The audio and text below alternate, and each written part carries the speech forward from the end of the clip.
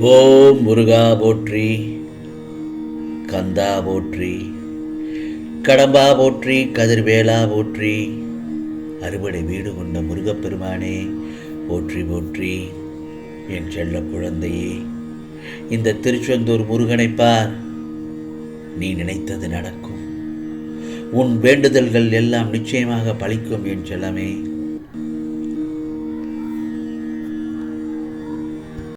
உன்னுடைய பிரச்சனைகளும் கஷ்டங்களும் எல்லாம் முடிவுக்கு வரப்போகிறது.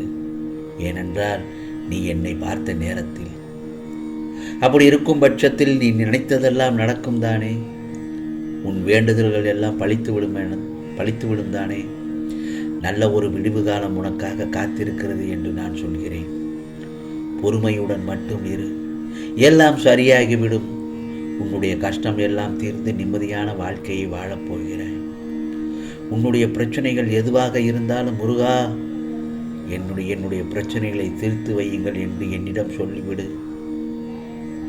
நான் எல்லாவற்றையும் சரி செய்து விடுவேன்.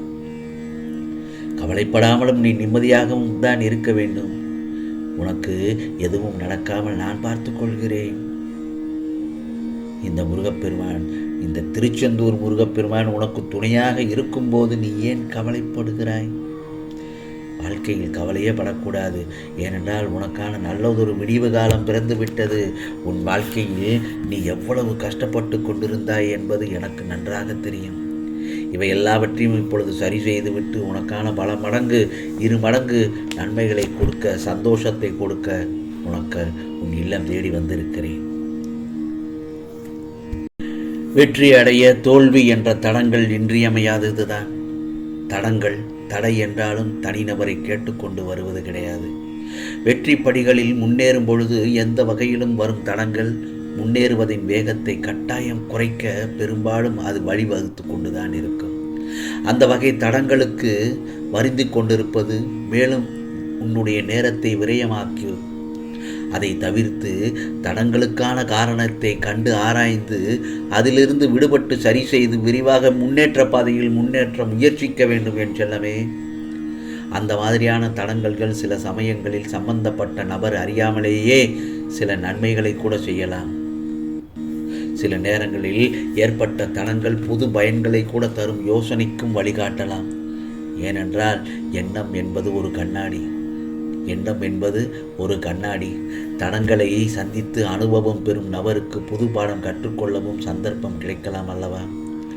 ஆகவே தடங்களை கண்டு தயங்காமலும் துவளாமலும் ஏமாற்றம் அடையாமலும் எதிர்கொண்டு அந்த தடங்கள் என்னும் தடைகளை அடுத்த நிலைக்கு ஏறிச் செல்ல உதவும் மாடிப்படி கல்லாக நினைத்து மாற்றி அமைத்து கொண்டு முன்னேறி செல்பவர்களுக்கு எந்த வகை தடங்கள் செய்யாது. அதே போலத்தான் நேரம் என்பது நேரம் பொன்னானது என்பார்கள். நேரம் பொன்னானது இல்லை என் செல்லமே. ஏனென்றால் பொன்னை விலை கொடுத்து வாங்கிவிட முடியும், ஆனால் காலத்தை வாங்கவே முடியாது. போனால் போனதுதான், மீண்டும் திரும்பி வரவே வராது. அதனால்தான் நான் என்ன சொல்கிறேன், முடிந்த காலத்தை இறந்த காலம் என்று சொல்கிறோம். புரிகிறதா? ஒரு கால் போன உயிரை கூட திரும்பி கொண்டு வரலாம். இன்றைய மருத்துவ மற்றும் அறிவியல் ஆராய்ச்சிகளில் ஏற்பட்டிருக்கின்றன. அற்புத வளர்ச்சியின் வழியாக அப்படி கொண்டு வந்தாலும் சில காலம் வாழ வைத்திட முடியும். ஆனால் மீண்டும் ஒரு நாள் உயிர் போய்த்தான் ஆகும். பிறப்பின் வாசலை கடந்து வந்த ஒவ்வொருவரின் இறப்பின் வாசலையும் கடந்துதான் ஆக வேண்டும். நம் வாழ்நாட்கள் எவ்வளவு என்று யாருக்குமே தெரியாது. பிறப்புக்கும் இறப்புக்கும் இடையில் உள்ள இடைவெளிதான் நாம் இந்த பூமியில் இருக்கின்ற கால எல்லை. எனவே காலம் உயிரானது என் செல்லமே. அதை முழுமையாக பயன்படுத்தி கொள்ள வேண்டும். ஒவ்வொரு வினாடியும் முழுமையாக பயன்படுத்த வேண்டும். காரணம், இந்த உலகத்தில் மனிதர்கள் வாழ்ந்து கொண்டிருப்பதே வினாடிக்கு வினாடி வாழ்க்கைதான். நாம் சாதிக்க வேண்டிய சாதனைகள், அடைய வேண்டிய குறிக்கோள்கள் அதை நோக்கித்தான் நாம் லட்சிய பயணம் மேற்கொள்ள வேண்டும். இப்படி இருக்க நல்ல விஷயங்களை இறைவன் நமக்கு கொடுத்திருக்கின்ற ஒரு மிகப்பெரிய வரப்பிரசாதமான பகுத்துணர்வு என்னும் மாபெரும் பொக்கிஷத்தை கொண்டு சுயமாக பகுத்துணர்வு தெளிவான உண்மையை உணர்ந்து கொள்வதை விட்டுவிட்டு வீண் வாதங்களையும் வீண் தர்க்கங்களையும் எல்லாவற்றையும் நம்முடைய நேரத்தை வீணடிக்கக்கூடாது. ஆகவே எல்லா விதமான பிரச்சனைகளில் இருந்தும் உனக்கு விடுதலை என்கிற பரிசுகளோடும் நான் வந்திருக்கின்றேன். இன்பமாக ஆரம்பித்த வாழ்வு எப்படி துன்பத்தை நோக்கி வந்தது என்பதை முதலில் யோசனை செய்ய செல்லமே. இப்போது எந்த நிலையில் இருக்கிறாய்? இது தொடர்ந்தால் இனி எப்படி இருக்கப் போகிறாய்? இந்த நிலையிலிருந்து விலகி எப்படி இருக்க விரும்புகிறாய் என்பதை முதலில் உனக்குள் சிந்தனை செய்து கொண்டே இரு. நீ எப்படி இருக்க விரும்புகிறாயோ அதை மட்டுமே இனி தியானமாக எடுத்துக்கொள். அதையே கண்முன் நிறுத்தி உதடுகளால் சொல்லிக்கொண்டே வா. அதற்கு நிச்சயமான பலன் உண்டு. ஏனென்றால் உன்னிடம் உன்னை சுற்றி நிகழ்கிற எல்லா விதமான நிகழ்வுகளும் உன்னை நேரடியாக பாதிக்கும் போது நல்லவராகவும் கர்மாவின் பிடியிலிருந்து காத்து கொள்பவராகவும் இருக்க வேண்டும். இவையெல்லாம் உன் நன்மைக்கே என்ற விழிப்புணர்வையும் தெளிவையும் பெற்றாக இருக்க வேண்டும். என் செல்லமே, பிரச்சனை நேரத்தை என்னை நோக்கி பிரார்த்தனை செய்யும் நேரமாக மாற்று. முருகா முருகா என்று உனக்கான பிரச்சனைகள் வரும்போது என்னை நோக்கி பிரார்த்தனை செய். அப்போது ஏற்படும் உத்வேகம், ஆழ்ந்த பிரார்த்தனை பிரச்சனைகளை தவிடுபடியாக்கிவிடும். புரிகிறதா என் செல்லமே?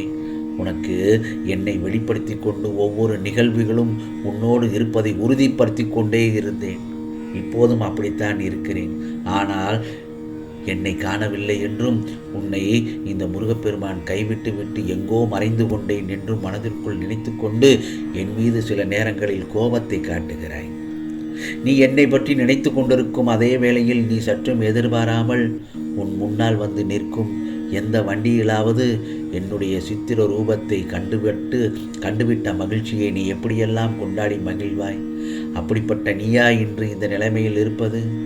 உன்னை நான் இந்த கோலத்தில் பார்க்க வேண்டுமா என் செல்லமே? என் மனம் உடைகிறது என் செல்லப்பிள்ளை. நான் எந்த ஒரு ரூபத்திலும் இருப்பேன் என்பதை உணர்ந்து பிறரை உன் நாவினால் புண்படுத்தாமல் இருந்தாய். ஆனால் சமீப காலமாக நீ எப்போதும் என்னிடம் சண்டை போடுகிறாய். கவலைப்படாதே, உன்னோடுதான் நான் இருக்கிறேன். உன்னை எந்த தீமையும் தீண்ட விடாமல் பார்த்து கொள்வேன். என் செல்ல பிள்ளையே, நான் ஒருபோதும் எந்த சூழலிலும் கைவிட மாட்டேன் என் செல்லமே. இப்பொழுது நீ எதற்கும் பயப்பட வேண்டாம். எல்லாம் நீ விரும்பியது போலவே நல்லதாகவே நடக்கும். எல்லா மங்களங்களும் நிச்சயமாக நடக்கும். எந்த சூழ்நிலையிலும் கவலைப்படக்கூடாது. வாழ்க்கையில் உள்ள எண்ணங்களும் நினைப்புகளும் தராசு போல நடுநிலையாக இருக்க வேண்டும். ஜெயிப்பதற்காகவோ தோற்பதற்காகவோ யாரும் பெயர் கொண்டு பிறப்பதில்லை. உன் பிரார்த்தனையை தினமும் இந்த முருகப்பெருமானிடம் கூடிக்கொண்டே இரு. முருகா முருகா என்று என் நாமத்தை மட்டும் சொல்லிக்கொண்டே இரு. அனைத்தையும் தீர்த்து வைக்க நான் இருக்கிறேன். யாம் இருக்க பயம் ஏன்? நீ நினைத்ததெல்லாம் நிச்சயம் நிறைவேறும். உனக்கானதெல்லாம் நல்லது நடக்கும். நல்லது மட்டுமே நடக்கும். அதுவும் நன்மையாகவே நடக்கும். ஓம் முருகா சரணம். ஓம் முருகா சரணம். ஓம் முருகா சரணம்.